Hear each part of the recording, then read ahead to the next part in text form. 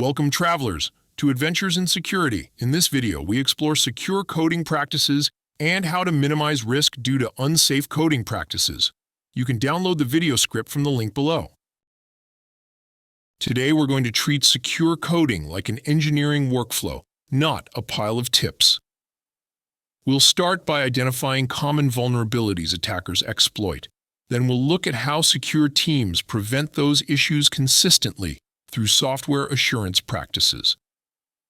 Next, we'll cover how to execute security testing in a way that actually finds real defects, not just tool noise. Finally, we'll practice writing security requirements grounded in threat intelligence and threat classification, so we're building protections for threats that matter. As we go, I'll keep asking a simple question. If I were the attacker, where would I push?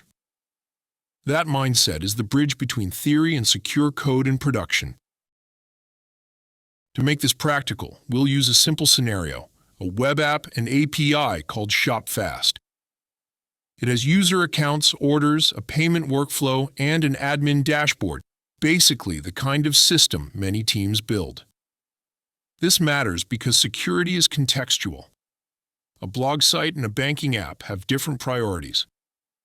For ShopFast, the big risks are customer data theft, account takeover, and fraud, like changing shipping addresses or refunding orders.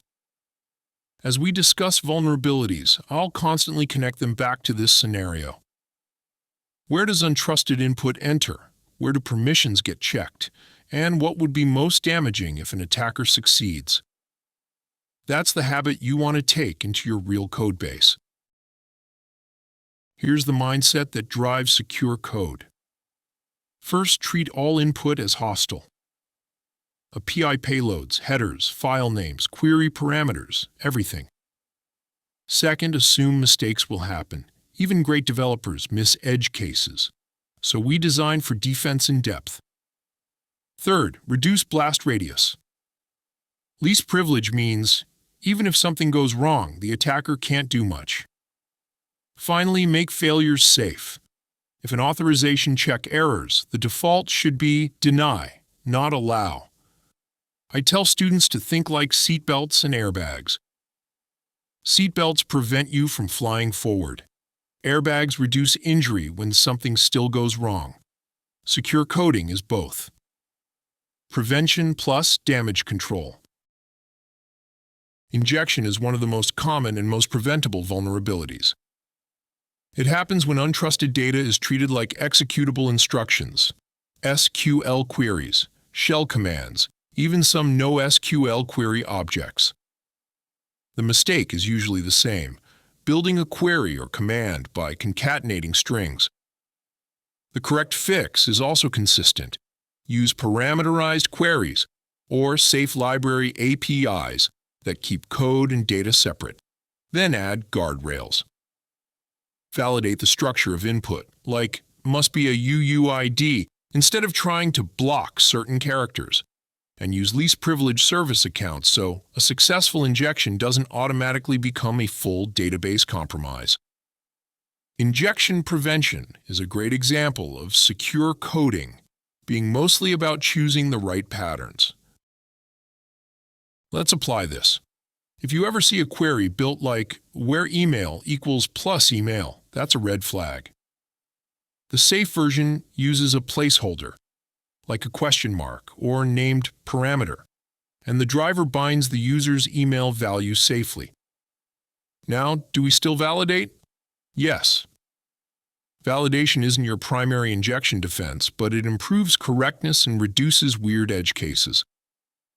Add length limits, expected format checks, and reject impossible inputs early.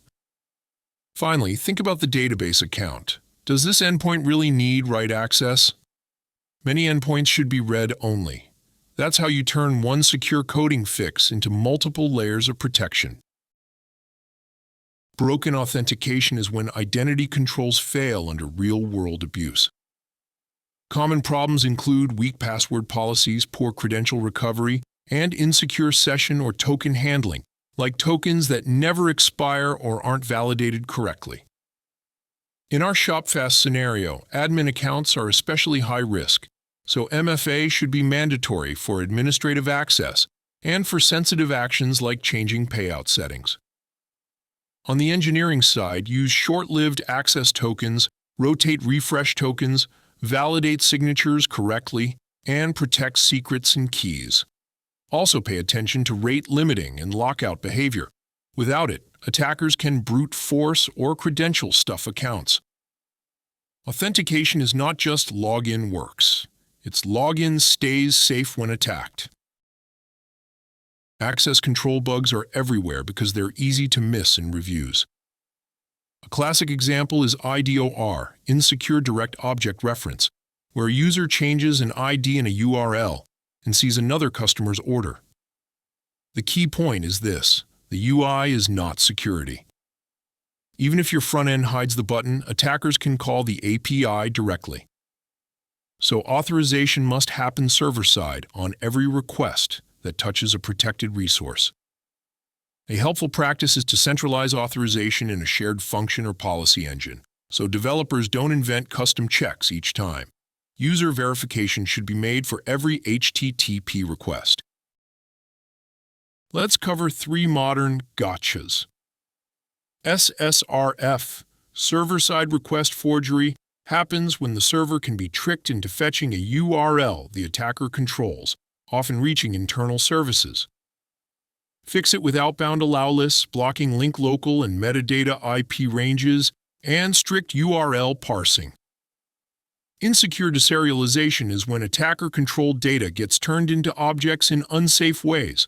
Prefer safe formats, avoid dangerous deserialization features, and treat it as untrusted input. File uploads are a goldmine for attackers. You can get malware distribution, path traversal, or stored XSS, cross-site scripting. Safer patterns include storing uploads outside the web root, renaming files, enforcing content type checks cautiously, scanning, and using isolated processing. These issues remind us, security isn't only about code, it's also about how data is processed and where it flows. These are the reusable patterns that pay off across the whole code base. Validate input structure, types, formats, ranges, and length limits. That prevents logic bugs and makes attacks harder. Encode output based on context. HTML, encoding for HTML, URL, encoding for URLs, and so on, so user content can't become executable. Handle errors intentionally. Users should get simple, non-sensitive messages, while detailed stack traces go to secure logs. And speaking of logs, treat them like sensitive data stores. Never log passwords, tokens, or full credit card data. Use consistent redaction so developers don't have to remember every edge case. If you adopt these 4 habits, you eliminate a huge class of vulnerabilities before tooling even gets involved. Software assurance is how security becomes consistent instead of heroic. In a secure SDLC, software development lifecycle, you don't wait until the end. You include threat modeling and requirements early, secure coding standards during implementation, and verification in CI/CD. Code reviews should include security prompts. Where's authorization enforced? How is input validated? What sensitive data is handled?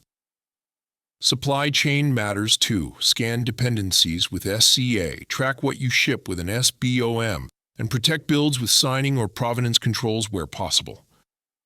Finally, manage secrets correctly. Use a secrets manager, rotate keys, and keep configurations secure by default. Assurance is basically the system that makes secure coding scale across teams, deadlines, and thousands of commits. Now let's talk testing. SAST scans source code for risky patterns. Great early feedback, but it can produce false positives, so it needs tuning. DAS tests the running application like an attacker would. It's especially useful for finding misconfigurations and runtime issues. And you should include API scanning, not just the UI. SCA checks third-party libraries, for known vulnerabilities. This should run continuously because dependencies change all the time. Fuzzing is a powerful technique where you bombard an input surface, like a file parser or an endpoint, with unexpected data to trigger crashes or logic errors. A key lesson: no single testing method is enough. Use multiple tools that catch different failure modes. Here's how to run security testing like a disciplined process. Start with scope: which services, which environments, and what data sensitivity. Define success criteria, like no critical auth or injection findings open. Next, prioritize testing by attack paths: login, password reset, file upload, admin actions, and integrations. That's where attackers focus. When findings arrive, triage them using exploitability and business impact. A small bug in access control can be far worse than a noisy warning in a low-risk component. After fixing, retest to confirm the vulnerability is gone, and then add regression tests or pipeline controls so it doesn't come back.